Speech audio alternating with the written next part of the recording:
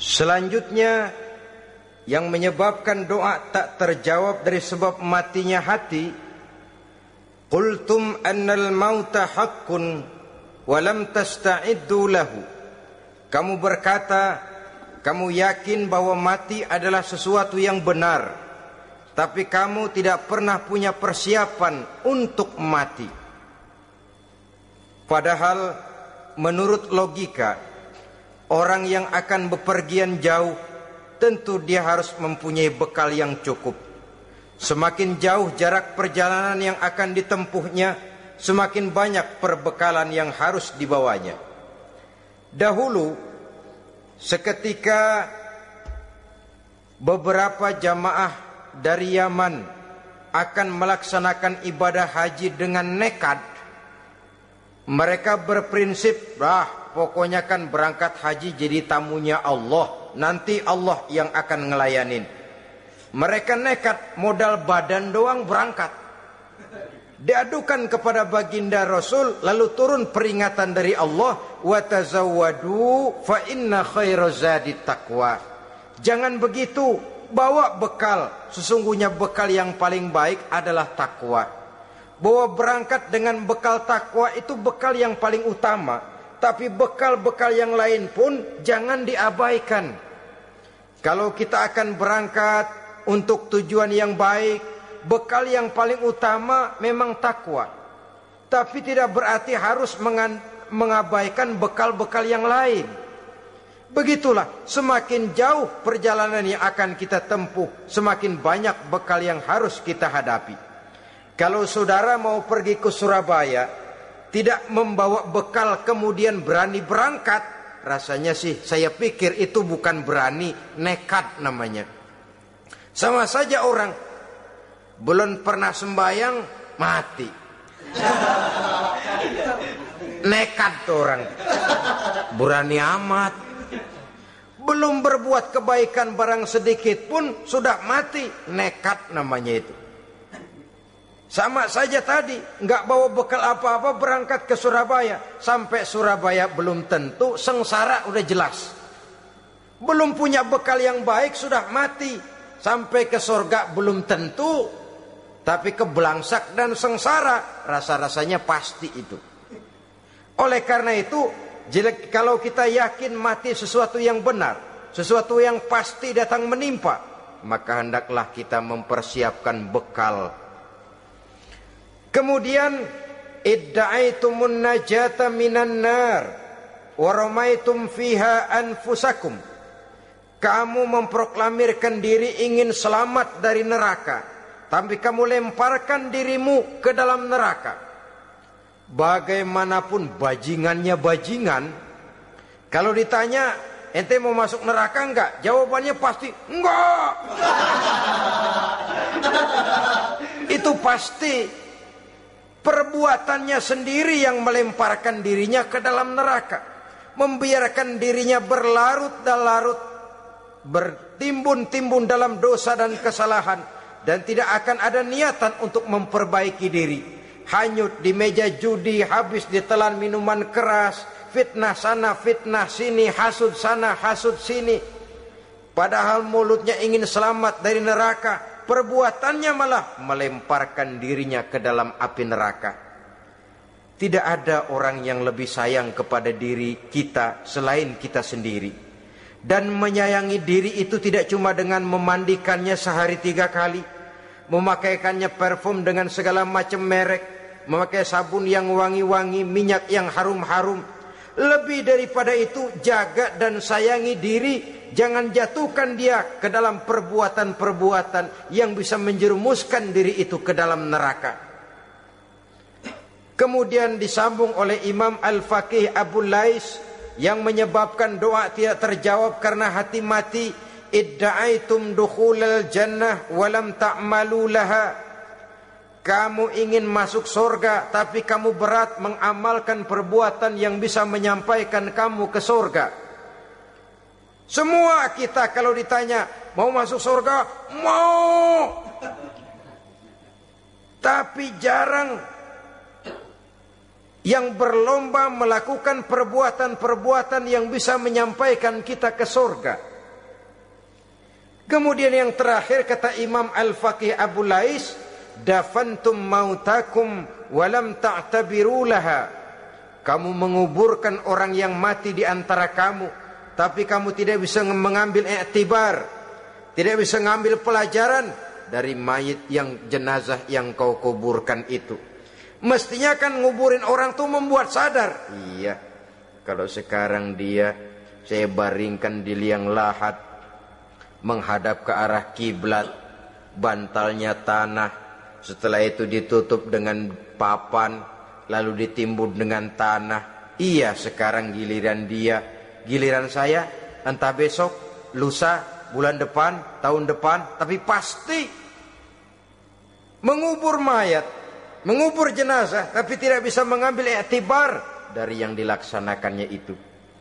Ini merupakan penyakit-penyakit batin yang merupakan handicap, yang menimbulkan jarak antara kita dengan Allah Subhanahu wa ta'ala. Pantas kalau itu semua ada pada diri kita, hati jadi mati. Dari hati yang mati, doa tidak akan tembus. Kita tidak lagi akan diperdulikan oleh Allah Subhanahu wa ta'ala. Dan itu sekali lagi kemalangan yang terbesar dalam kehidupan kita. Bagaimana jalan keluarnya? Pertama, memperbaiki batin kita, menyelamatkan diri daripada penyakit-penyakit yang bisa mematikan hati seperti yang sudah saya sebutkan tadi. Yang kedua, berdoa dengan adab, sehingga tata cara di dalam kita bermohon kepada Allah Subhanahu wa ta'ala dibicarakan secara khusus oleh Al-Imamul Ghazali dalam kitab Ihya beliau yang disebut adabud doa. Adab di dalam kita melaksanakan doa kepada Allah Subhanahu wa ta'ala. Setelah batin ini bersih dari penyakit-penyakit hati yang bisa menyebabkan hati jadi mati, berdoalah kita kepada Allah. Bagaimana adabnya? Kata Imamul Ghazali rahimahullah, yang pertama hendaklah ia di dalam berdoa itu memilih waktu yang mulia. Minal awqatis syarifah, kata beliau. Memilih waktu-waktu yang punya nilai mulia. Ramadan dalam 1 tahun, Jumat dalam tiap minggu, sepertiga malam yang akhir pada setiap hari. Waktu-waktu yang punya nilai mulia. Walaupun misalnya saudara berdoa pada hari Kamis, tidak ada halangannya Allah mau kabulkan. Ini tidak berarti bahwa kalau sudah berdoa hari Jumat lalu hari Kamis tidak mau berdoa, tidak. Lebih memilih mengintai waktu-waktu yang punya nilai mulia. Lailatul Qadar sekali dalam setahun. Waktu-waktu yang punya nilai mulia. Logikanya begini, saudara-saudara. Kalau kita datang ke rumah seseorang, tujuan utama kita minjem duit, yang paling pertama kita perhitungkan tanggal berapa nih? Kan itu toh, tanggal berapa? Kalau tanggal 20 atuh minjem duit, orang lagi ngap-ngapan, boro-boro dia bisa minjemin, dia sendiri mungkin lagi pusing. Kita lebih dulu kita amatin tanggal berapa nih? Yang enak sore apa siang? Jam 2. Jam 2 dia baru pulang dari kantor, tapi giliran tidur. Kalau dia tidur dibangunin, datang mau minjem duit, kagak dimaki-maki sudah kebagusan deh. Kan kita lihat waktunya, timingnya kata orang sekarang. Tanggal berapa, sore apa malam, apalagi gulam apa terang bulan. Itu semua sudah kita atur sedemikian rupa, memilih waktu. Yang kedua kata Imamul Ghazali, memilih keadaan yang istimewa. Kalau tadi soal waktu, yang kedua soal keadaan. Ada situasi-situasi di mana doa itu diijabah oleh Allah Subhanahu wa taala. Di antaranya kata Imam Abi Hurairah, "Inda zahfis sufuf fi sabilillah." Pada waktu mengatur barisan perang membela agama, di situ doa kabul. Inda nuzulil ghais, ketika turun gerimis, di situ doa makbul. Inda iqamis shalah, ketika salat mau didirikan, riwayat lain bainal azan wal iqamah, antara azan dan qomat, di situ doa makbul. Itu memilih keadaan-keadaan. Kemudian yang ketiga, kata beliau, berdoa menghadap kiblat. Ya, apa kalau doa madhab mudik Tuhan gak tahu? Tahu. Tuhan gak dengar? Dengar. Cuma lebih etis. Lebih etis kalau kita berdoa menghadap ke arah kiblat. Saudara-saudara kaum muslimin rahimakumullah. Yang keempat, hifdzus saut, menyederhanakan suara. Tidak terlalu keras, juga tidak terdengar orang lain, apalagi kalau doa kita diaminkan oleh orang lain. Tidak usah terlalu keras. Kenapa? Karena Allah yang kita meminta kepadanya bukan zat yang tuli, bukan zat yang buta, bukan zat yang tidak dengar, bahkan Dia Maha dengar. Juga tidak terlalu seperti orang berbisik-bisik, apalagi kalau doanya doa bersama-sama. Tapi kadang-kadang terdorong oleh husnuzon dari para makmum saja. Tidak peduli apa yang dibaca oleh imam, yang kedengaran cuma amin aja gerengan. Amin, amin, amin, amin, amin, amin.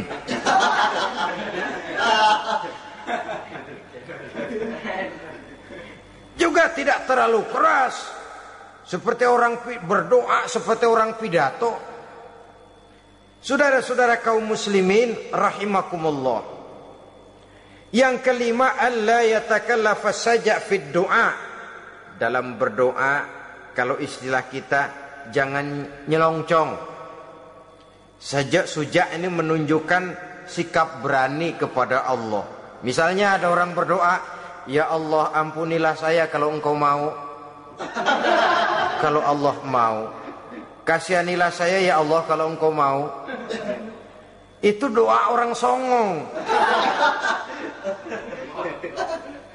Atau sama saja, ya Allah berilah saya rezeki dikit aja.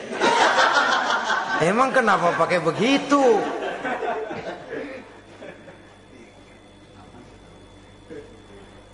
Allah yatakallafa saja fid du'a. Yang keenam, kata Imamul Ghazali, at-tadarru' wal khusyu', dengan tadarru' dan khusyuk, dengan sikap tawadu, benar-benar ya seperti kitalah kalau datang memang menghajatkan pertolongan dari seseorang, segala action kita atur supaya hajat kita itu kabul, kan begitu. Kadang-kadang istilah orang kalau perlu ngesor mah ngesor dah, yang penting permintaan dikabulkan, gitu saja. Kita lihat sekarang ini, ramai orang bicara soal film-film Parno. Kelihatannya pendatang-pendatang baru, pokoknya asal bisa main dah, bugil ya bugil dah. Yang penting nyohor, bisa tampil. Walaupun dalinya semua sama, mula-mula cuma iseng. Adegan panas bagaimana? Kalau tuntutan skenario apa boleh buat? Apa boleh buat? Emang nggak bisa milih. Setelah film beredar baru saya juga jijik ngeliat, lah tadi kemana waktu bikin? Udah jadi baru jijik, bikinnya merem memang itu.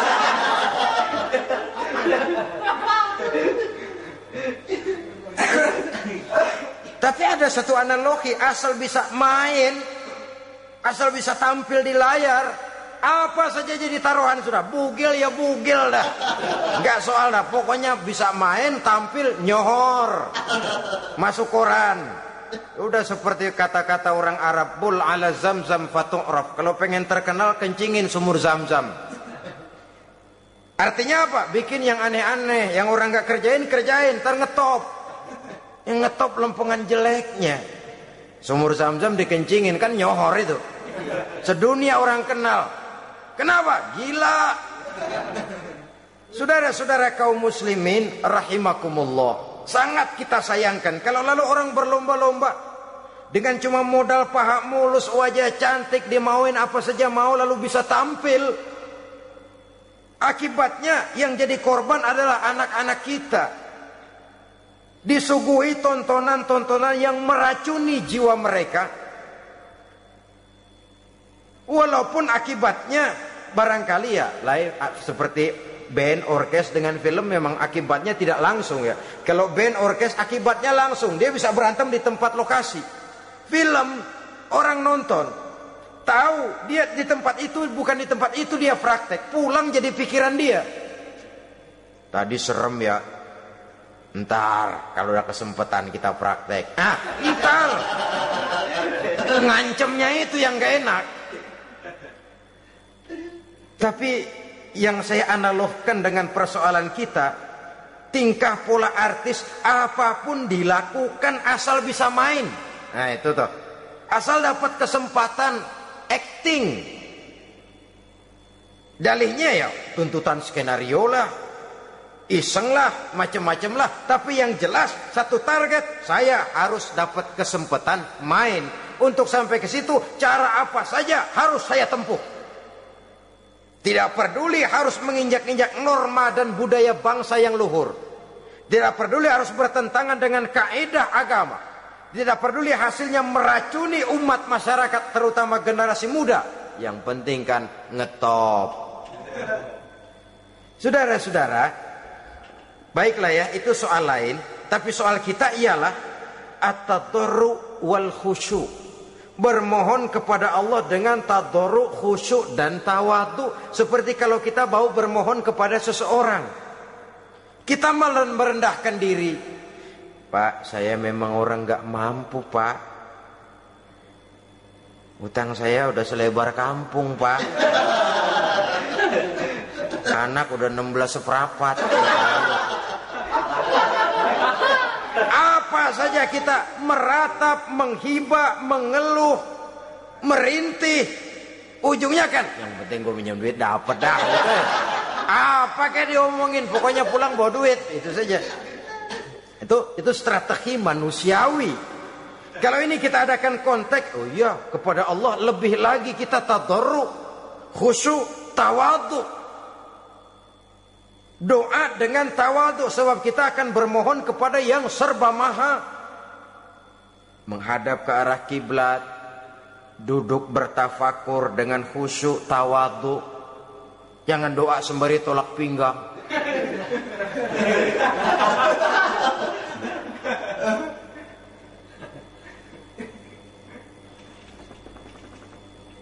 Yang ketujuh kata Imamul Ghazali, ayyujzimad du'a wa yuqina bil ijabah. Hendaknya dia menjazamkan doanya itu dan yakin bahwa doanya akan dikabulkan oleh Allah. Sebab kata Nabi, innallaha la yaqbalu du'aan min qalbin ghafilin lahin. Allah subhanahu wa ta'ala tidak akan menerima doa dari hati yang lalai dan main-main. Doa ke orang ogah-ogahan.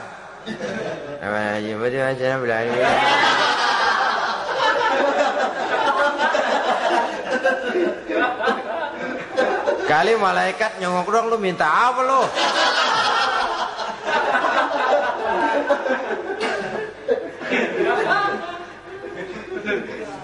Seperti tadi itu, kita datang mau minjem duit sama orang, ngomongnya ogah-ogahan. Minjem duit dikasih syukur enggak, ya udah. Ya enggak dah, enggak dikasih sudah. Kenapa? Mintanya begitu. Enggak serius dan enggak yakin bahwa doanya akan dikabulkan.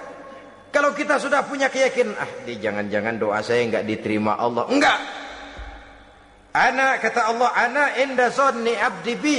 Aku sih bagaimana menurut sangka hambaku kepadaku saja. Kalau sangkanya baik, aku baik. Kalau sangkanya doanya dikabulkan, aku kabulkan.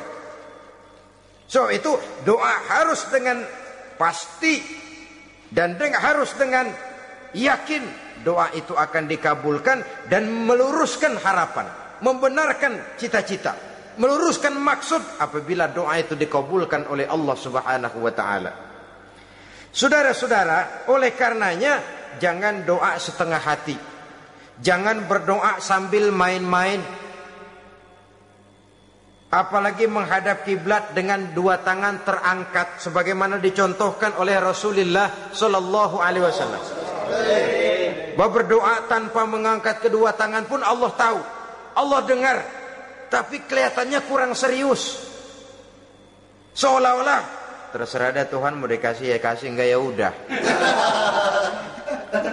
Seolah-olah kita tidak serius dalam berdoa. Kemudian yang berikutnya kata Imamul Ghazali, ayyaftatahad du'a bi zikrillah fala yabda'u bisu'al. Hendaknya dia mulai berdoa itu dengan menyebut nama Allah, berzikir kepada Allah, fala yabda'u bisu'al, jangan langsung memulai dengan permintaan. Ini tata krama etisnya. Sama juga orang kirim surat, salam sejahtera kami haturkan, padahal mah nggak ada itu juga nggak apa-apa. Itu kan maksud mukaddimah saja. Besar harapan kami semoga Bapak dan sekeluarga di sini pun berada dalam keadaan sehat walafiat. Selanjutnya kami telah dengar dari berbagai teman tentang kedermawanan Bapak, tentang bantuan Bapak di berbagai bidang yang menyangkut sosial pendidikan. Sehubungan dengan itu maka kami bermaksud mengajukan permohonan. Baru masuk itu mah 15 kalimat kesonoin, urusan lain. Intinya sehubungan dengan itu kami bermaksud memohon kepada Bapak. Kita mulai, salam sejahtera kami haturkan, bersama ini pula kami, macam-macam lah.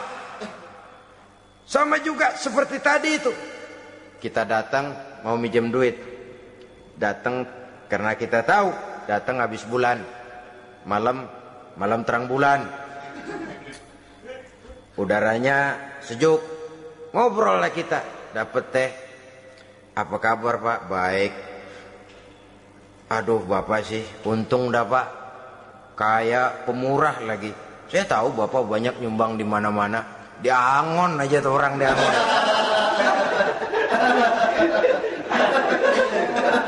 Kira-kira udah mau telap aja baru dikedat. Ngomong-ngomong Pak, nah mulai nih kalau udah ngomong dah tuh mulain, baru masuk. Jadi etisnya berdoa itu dimulai dengan zikrullah. Karena itu umumnya dimulai dengan alhamdulillahi rabbil alamin. Kita puji dulu Allah. Alhamdulillahi rabbil alamin hamdan yuwafi ni'amahu wa yukafi'u mazidah. Kita puji dulu Allah. Seperti orang tadilah. Kita puji dulu kebaikannya. Walaupun pada akhirnya kita minjem duitnya. Ya, sebenarnya Allah nggak perlu dipuji toh. Dipuji atau tidak Allah tetap termulia. Ini etis manusia. Allah tidak berharap untuk dipuji oleh manusia. Allah tidak untung seluruh alam memujinya. Manusia mau memuji atau tidak itu urusan manusia sendiri. Allah tidak minta untuk dipuji. Allah juga tidak gila kepada pujian. Kalau kita memulai doa dengan pujian, etis kita kepada Allah Subhanahu wa taala di dalam kita bermohon kepadanya. Saudara-saudara kaum muslimin rahimakumullah. Kemudian menyesuaikan doa dengan kondisi. Ini termasuk syarat batin ya, taubat, waraddul mazalim kata Imam Ghazali, menolak segala macam kezoliman. Artinya kalau berdoa itu tahu diri. Kalau gaji kita sebulan 700 atau 800 900 ribu, berdoa minta rezeki 1 juta, itu tahu diri namanya. Kan cuman kurang 100 ribu. Ya, kalau kerja kagak minta gajian 1 juta. Pengen doa dikabulkan, rasanya secara etis nggak tahu diri orang berdoa seperti itu.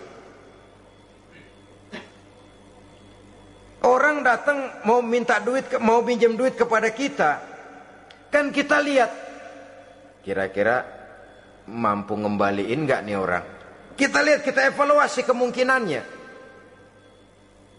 Lalu si yang minjem tentu tahu diri. Kalau memang kekuatannya ngembaliin tidak seperti kekuatannya mulangin, hendaknya dia timbang rasa. Begitu juga kepada kita etisnya kepada Allah Subhanahu wa ta'ala. Tahu diri, menyesuaikan doa dengan keadaan. Kalau tidak, ada gap terlalu jauh panggang daripada api, nanti nasibnya bagai si pungguk merindukan bulan. Apabila adab-adab di dalam berdoa ini kita perhatikan, sejak dia dari adab yang zahir sampai kepada adab yang batin, kemudian penyakit-penyakit yang membuat hati itu jadi mati, maka insya Allah doa kita dijabah oleh Allah Subhanahu wa ta'ala. Dalam Al-Baqarah ayat 186, Allah Subhanahu wa ta'ala menjelaskan, wa iza sa'alaka ibadi anni fa inni qarib ujibu da'watad da'i iza da'ani falyastajibuli wal yu'minu bi la'allahum yarshudun. Apabila hambaku bertanya kepadamu Muhammad tentang aku, kata Allah, fa inni qarib, katakan kepadanya, aku dekat sekali dengan mereka. Ujibu da'watad da'i iza da'ani, aku akan jawab, aku kabulkan permohonan orang-orang yang berdoa kepadaku. Falyastajibuli wal yu'minu bi, maka hendaknya mereka juga menjawab panggilanku atas dasar iman kepadaku. La'allahum yarshudun, semoga dengan ini mereka kelak mendapat petunjuk. Saudara-saudara, Al-Baqarah 186 ini dengan nyata menjelaskan kepada kita, Allah akan menjawab doa, mengabulkan permohonan apabila kita falyastajibuli wal yu'minu bi, juga menjawab panggilan Allah atas dasar beriman kepadanya. Logikanya tadi itu, araftumullaha wa lam tu'tuhu haqqahu. Kita tidak pernah mau menjawab panggilan Allah, sementara kita berharap doa kita dijawab oleh Allah. Apa enggak pincang? Apa enggak berat sebelah? Panggilan Allah kita berat memenuhinya, sementara kita sangat berharap agar permohonan kita, seruan kita dikabulkan oleh Allah. Menjawab panggilan Allah atas dasar beriman kepadanya. Kenapa? Ada orang menjawab panggilan bukan berdasarkan iman, tapi karena target lain. Datang sembahyang Jumat paling dulu, target utamanya pulang juga paling dulu nyabet sendal, nyabet sepatu. Menjawabnya ya, tapi tidak karena iman. Jadi apabila kita rajin menjawab panggilan Allah atas dasar beriman kepadanya, maka seruan, permohonan, doa niscaya dikabulkan olehnya. Ini saja, mudah-mudahan ada manfaatnya. Terima kasih atas segala perhatian. Mohon maaf atas segala kekurangan. Usikum wa nafsi bitaqwallah. Wassalamualaikum warahmatullahi wabarakatuh. Waalaikumsalam.